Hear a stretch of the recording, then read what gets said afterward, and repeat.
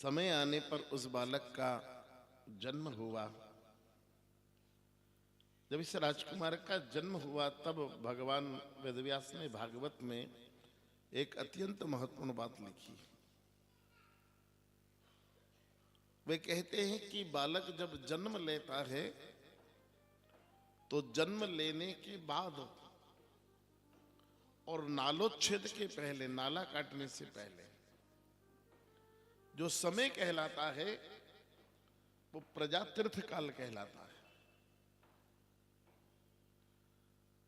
बालक के जन्म लेने के बाद और नाला काटने से पहले, नालोच्छेद के पहले जो थोड़ा सा समय रहता है उसको कहते हैं प्रजातीर्थ काल। फिर नाला काटने के बाद 10 दिन की स्पर्श दोष शुरू हो जाता है, लेकिन जब तक नाला नहीं कटता है तब तक सुआ नहीं लगता। कुछ लोग उसे सूतक भी बोलते हैं, कुछ सुआ बोलते हैं। वो नहीं लगता जब तक नालोच्छेद के पहले और जन्म के बाद का प्रजातीर्थ काल है। इसका अर्थ होता है तीर्थराज प्रयाग में कुंभ के समय जो मुहूर्त रहता है वो हमारे घर में उस समय रहता है जब कोई संतान जन्म लेती है। उस समय घर में कुल देवता भी आते हैं, पितृ देवता भी आते हैं और इष्ट देवता भी आते हैं उस बालक को आशीर्वाद देने के लिए, उस बच्ची को आशीर्वाद देने के लिए। उस समय कुल देवता को प्रणाम करना चाहिए, पितरों को प्रणाम करके दीपक लगाना चाहिए, इष्ट के नाम का सुमिरन करना चाहिए और यथाशक्ति दान देना चाहिए। उसके बाद नाला काटना चाहिए।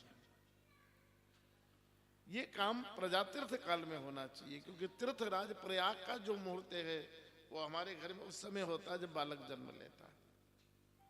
पर अभी चूंकि अधिकांश प्रसव तो अस्पताल में होता है तो ये सावधानी नहीं रखते। अभी जब हम गर्भ संहिता पर कथा कर रहे थे तो उसमें कुछ डॉक्टर्स को भी बुलाया था, तो उन्होंने कहा कि ये जो भागवत की चर्चा पंडित जी आप कर रहे हैं ये अत्यंत महत्वपूर्ण है, क्योंकि नाला तत्काल नहीं काटा जाना चाहिए। बालक जन्म लेने के बाद भी 1 घड़ी तक लगभग मां से जुड़ा रहना चाहिए। तो उस नाल में जितना खून मां के गर्भ में है वो अभी बालक में चढ़ना बाकी रहता है। मां से जुड़ा रहता तब तक मां की ऊर्जा उसको मिलती रहती है।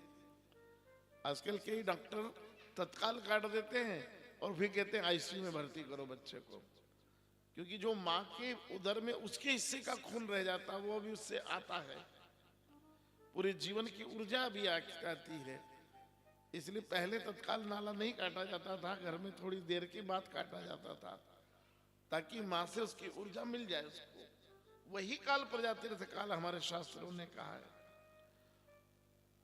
इसलिए महाराज युधिष्ठिर ने उस समय दान दिया, यथाशक्ति संत ब्राह्मणों का सम्मान किया, कुल देवता कुल देवी को प्रणाम किया और बाद में नालोच्छेद हुआ।